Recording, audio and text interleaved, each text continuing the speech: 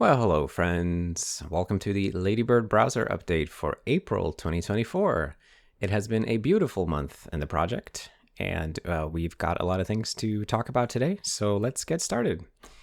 First thing I want to mention is that this month I gave a guest lecture at the University of Utah, and they have a web browser internals class there, so I was invited to speak about Ladybird, which I presented. And I also did a little demo of working on Ladybird, fixing a bug on the university website. And then the students had a lot of questions, so we ended up doing a long Q&A at the end of my lecture. And if you are interested in this, a video of the whole thing was uploaded to this YouTube channel. So I'll put a link to it in the video description if you want to check it out. But big thanks to the university for having me and Professor Pavel Pancheka for inviting me. Okay, so last month we started talking about living on Ladybird, which is this new goal that we have to do more of our own daily browsing tasks on Ladybird. And last month it was a lot about GitHub. And of course, this month we've continued improving GitHub because it is the thing that we use the most. So new this month is we finally have TurboFrame navigations working correctly, which means that when you click on a link on GitHub, we no longer reload the page if we can just take the existing page and replace some part of it using their TurboFrame system.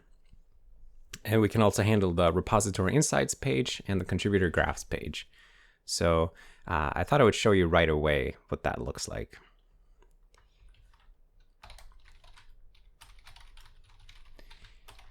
So let's just go to our GitHub repo.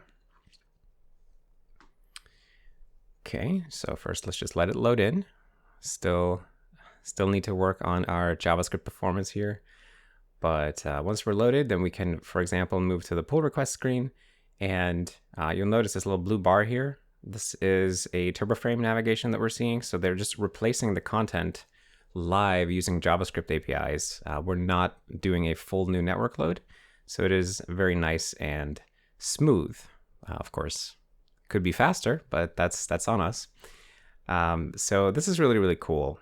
And then I wanted to show you the insights pane. So let's pop over there, although maybe I should let the load complete first. Or maybe I'll click a little earlier than that. We'll see if it still works. Come on now. Oh, it did work. Okay, cool. So yeah, the insights pane works now. And this is really cool.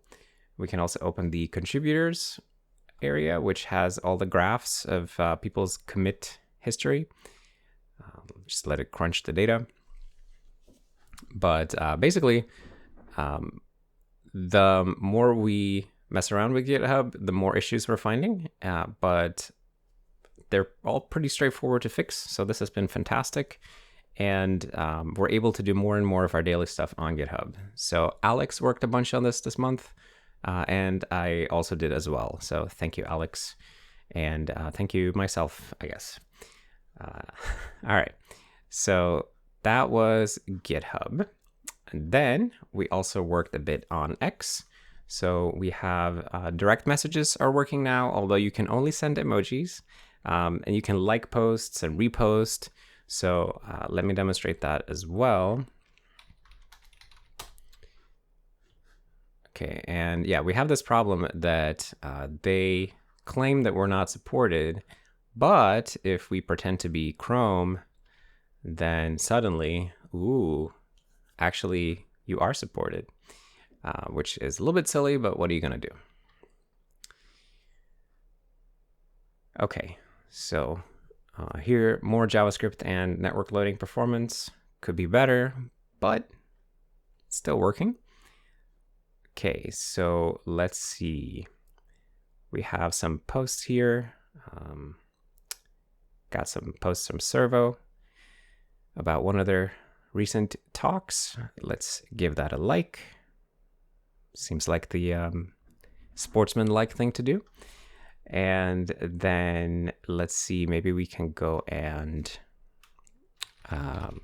retweet some post from me. That would be nice. So I'm logged in as Ladybird, by the way.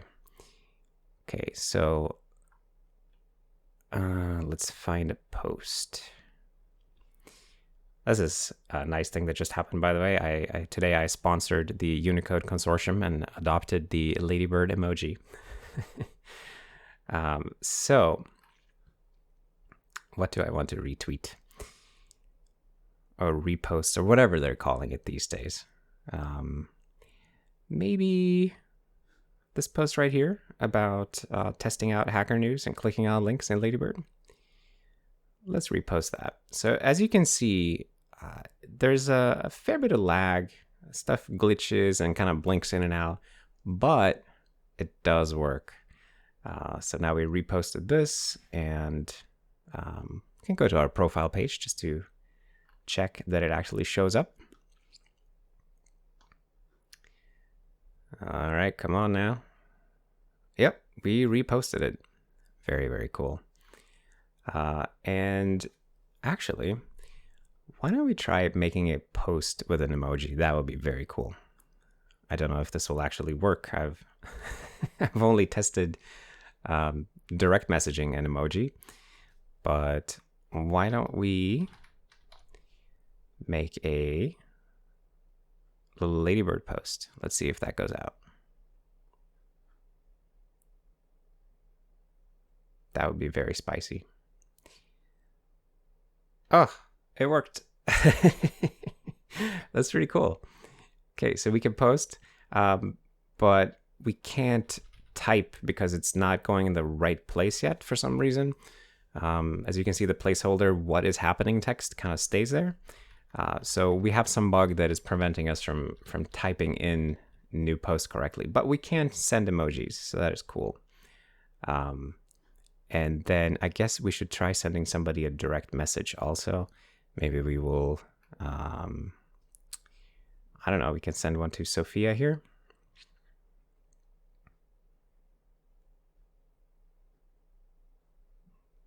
Why don't we send a, ugh, I can't message. This dang website. All right. I guess we will just have to message. No. Okay. That happens. Let me message myself. That will at least probably work. So yeah, instability, slowness, but functionality is making progress. And we have a pretty good idea of what we need to do next in order to improve performance here. So let me go ahead and try to write myself a message. And then once again, we will send an emoji. If it will be so nice as to pop up. All right, how about the nerd face emoji? One of my favorite emojis for sure. And there it goes. Very cool. And then my phone is lighting up because Ladybird browser is messaging me. So yeah, we have some layout glitches here, as you can see, but it eventually pops into place. And this is pretty fantastic, I think. Really great progress. Once we're able to write posts as well, this is probably going to become, I'm going to try to use this for my x.com, twitter.com usage. We'll see how that goes, but really nice progress nonetheless this month. All right. Next, let's look at various browser improvements, of which there are many. So this month, Andrew implemented single instance UI processes. This means that new windows now open in the same UI process. Instead of having multiple Ladybird UI processes, we now share one process, and every time you open a new window, it's just another window in the same process. That's not something that we had before. And it also allows us to create a new tab or window from the command line interface as well. Also something we couldn't do before. And there are many benefits to this. A big benefit is that we can share the HTTPS connection cache between windows, which was not possible before. and we can share the cookie database, and a lot of things that make sense we can now share, basically. So that is a really, really nice architectural improvement. Keep in mind that each individual tab still runs in its own process. So this is just sharing the graphical user interface in a single process, which of course is not directly exposed to web content. And so we're not expecting it to be nearly as unstable as the web content rendering processes. Another thing that Andrew also worked on was asynchronous image decoding. So this means that we are now decoding images in a separate process, which we already had, but the API is now async. So until now, image decoding would work in the way that we download a JPEG, say, and then we send it to the image decoder process, and then we wait until the image decoder process returns us the decoded pixels of that JPEG. And this was a huge source of just pointless stalls and blocking in the rendering pipeline, where we would frequently, especially on pages with lots of images, we would just, the web rendering main thread would just sit there and wait and do nothing while another process was decoding JPEGs and PNGs and stuff. So this is now an asynchronous API, and decoding also happens on a background thread in the image decoder program, which means that the main thread is always free to service new incoming decode requests. So this is a very, very nice IPC API improvement by Andrew. So thank you, Andrew, for improving this and making our main thread more responsive. Andrew has also implemented, lots of Andrew this month. Andrew has also implemented a task manager, which is this little window that you see here. And it essentially just allows us to list all of the processes currently involved in the rendering of Ladybird. So we can see that we have the Chrome process, which perhaps we should call something else, because although Chrome does mean something, Google has kind of gone and changed the, the meaning of it. But Chrome just refers to the UI process in this case. And then we have a SQL server for cookies, a request server for networking, and then we have two web content rendering processes. And this one is the home X, it's right here, using a fair bit of memory and 1% CPU. And then the task manager is web content. So that actually ends up in its own rendering process as well. So this updates automatically. It's available in the menu. It's not super sophisticated, but just having access to this information allows us to see things and visualize things in a way that we couldn't before. So I think this is still really exciting. And I think there are a couple of more metrics that we could add here that would be interesting. But just as a first step, really, really cool. So thank you, Andrew, for adding the task manager. Okay, then we have a bunch of SVG improvements this month. So this here is a screenshot of faces.js. It's a, I guess, vector-based generative face thing using SVG that did not work well at all at the start of the month. And then Benjamin went and implemented a bunch of missing SVG functionality, and we can now render these auto-generated faces. So a bunch of SVG work went into this, and this is sort of the outcome of it. So thank you, Benjamin, for continuing to work on SVG and improving our rendering stuff. We have a lot of new web APIs being added. Every month is kind of the same, like lots and lots of new stuff, many people working on these things. I think this month we had, well, myself, but Luke, Benjamin, Kenneth, Bastian, Shannon, Lucas did some, and Tim, Ledbetter did some. So a lot of people have been adding APIs, and we're moving closer and closer to full coverage of the web platform APIs, even though we are not necessarily implementing the full functionality of each API. Just the fact that we have the API and it behaves somewhat as you would expect, instead of just failing and throwing an exception, immediately just improves our compatibility with a lot of content. So thank you, everybody who added new APIs this month. All right. A new cool thing that we started working on this month, well, we've had it for a while, but it started kicking up a notch this month is C++ static analysis with libclang. And essentially, the list here is a set of common programming errors we've had in our code base where people make mistakes, in particular with regards to the garbage collector in our JavaScript engine, because there are a bunch of footguns and gotchas that you had to be aware of in order to avoid leaking garbage collected objects, or in order to avoid use after freeing garbage collected objects. And both of those are quite bad things. And for a long time, we were looking for ways to teach the C++ compiler to enforce our things, enforce our patterns, but there was never really a great solution for all of the things. But now it feels like we found a way to approach this problem. And the solution is that we have a Clang-based, well, it's not a Clang plugin yet.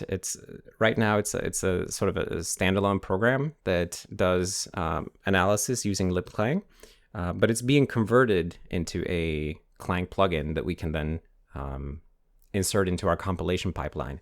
And the basic idea is to just find a bunch of project-specific errors that are not standard C++ errors, but nevertheless, in our code base, these are things we consider errors. And this allows us to essentially get rid of entire bug classes that we've had. I would even say our most common bug classes in the garbage collector related code are now things that we can detect at compile time, thanks to this new static analysis tool. So a bunch of people worked on it this month, in particular Matt, Idan, and Baum. I think Baum, or at least his GitHub nickname was Baum in hexadecimal ASCII code. Anyway, I think this is really exciting because there are limitations to C++, and we do have a couple of issues that keep recurring, and then now we've found a way to turn those into compile time errors instead of runtime errors, which I love. And I think this is something we're going to keep iterating on and adding more analysis to this tool, because there are more common errors that we have that could totally be caught at compile time, just that C++ itself doesn't give us a way to catch them. Anyway, thanks everybody for working on the libclang stuff. And we also have a couple of new debugging aids this month. So we have this thing called IDL tracing, which logs every web API call. I can actually show you what that looks like. So this is very, very noisy, but if you run with enable IDL tracing, you go to like, I don't know, reddit.com or something, then we will log every web API call like this. And this can be tremendously useful if you're debugging some website, because it allows you to see which web APIs are being called. So if you have a website that's behaving weird, try with this thing, try to figure out what it's doing, and then you have at least a clue which functions you can start looking closer into. So that's IDL tracing. Then we also have log every JS exception, not just uncaught exceptions. So again, if we run that on, well, let's go to google.com, for example. So if I just open Google normally, there are no uncaught exceptions.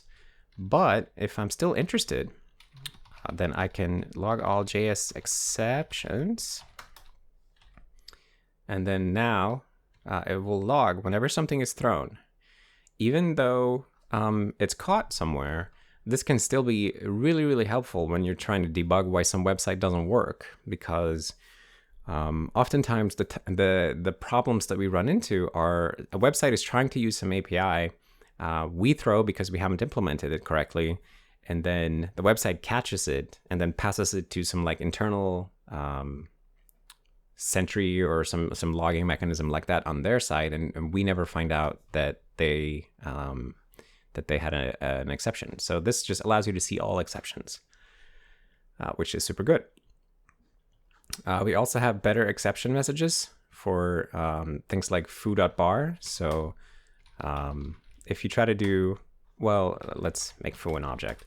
So if you try to do this and bar is not a thing, then we now say things like this. So essentially, instead of just saying undefined is not a function, we say undefined is not a function, and then we give you the parsed string that is failing. And this just makes it so much easier to look in the source code for these types of errors. Because if it just says undefined is not a function and no more context, it can be very confusing. And it was Tim Flynn who added more exception messages. So thank you for doing that. And then finally, we also have an option to dump the GC heap graph at the end of a test run. And this is something that we're using to find and fix GC leaks. All right, so now I want to give you a little demo of some websites that we've been looking at this month. So I guess I'll just start Ladybird, and then let's see where we want to go. First one is the faces thing. I'll just make sure that I'm typing that correctly. No, was that not? Okay, that's not where that was. Oh my goodness. Okay, it's somewhere here. Where could it be? Well, we can see it in action here. Where did it go? Faces.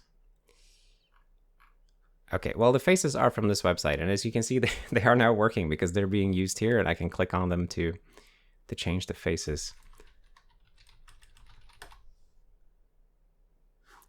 Dang it. I should try Googling it. You know, maybe Google works today. Faces.js. Oh, shoot. Okay. Well, that's nice that Google works also. So here is faces.js. Excellent. And then I think you can click here to generate a bunch of new faces.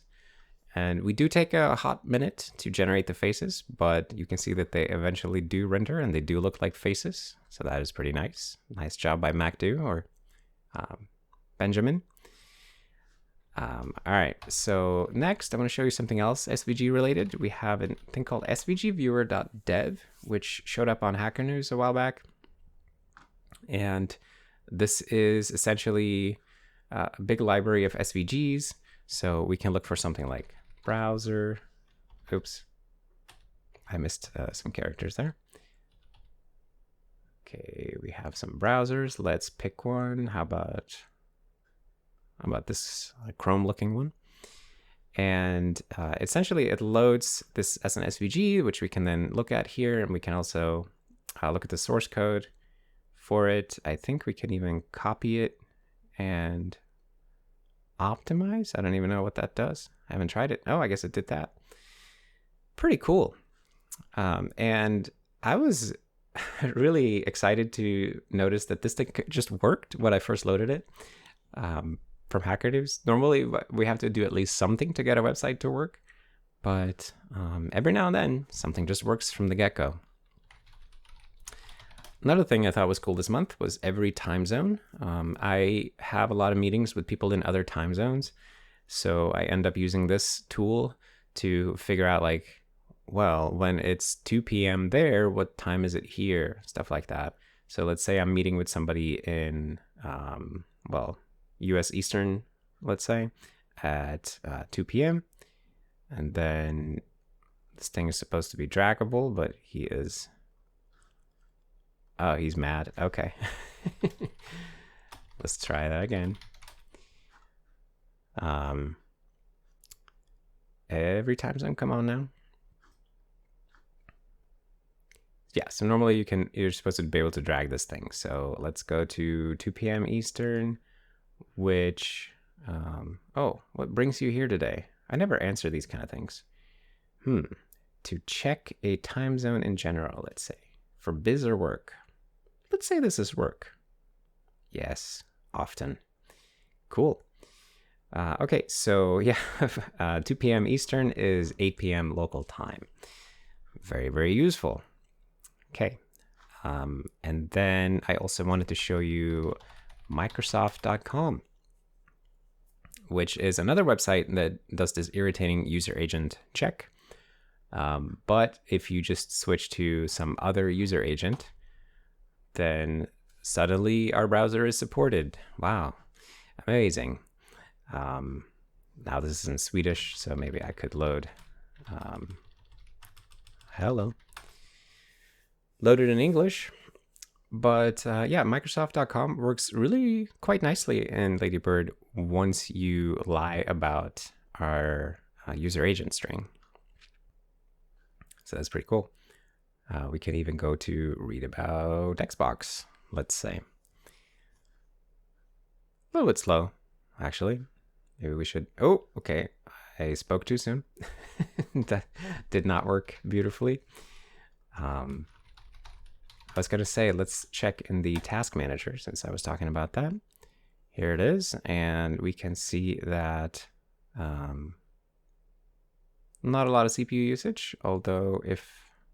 Right, I have to switch to user agent here. Oh, that was not good. Hello. All right.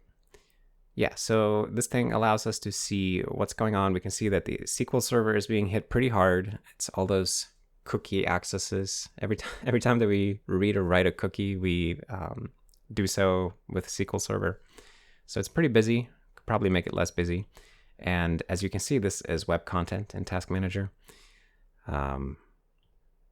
Anyway, this is pretty good stuff. Okay, so that was the demo for today. And that's everything I wanted to share with you. So if you made it here, thank you so much for checking out today's demo and for staying up to date with the Ladybird project. We are having a super fun time working on this, and it's really, really exciting to see how we keep being able to use more and more advanced websites. And I'm really excited about living on Ladybird and just like doing our own daily browsing stuff in our own browser. There's obviously a lot more to do, especially with regards to performance. But I'm super proud of the team, everybody who's been working on this. And I'm really looking forward to the future. I think this is going to be something pretty special. So thank you everybody who contributed this month. Thank you to everybody who's sponsoring me or sponsoring us or one of our developers in the project. If you're interested in sponsoring, you can find some information in the video description. And thank you all for checking out this video. And I will see you all in the next one. Bye.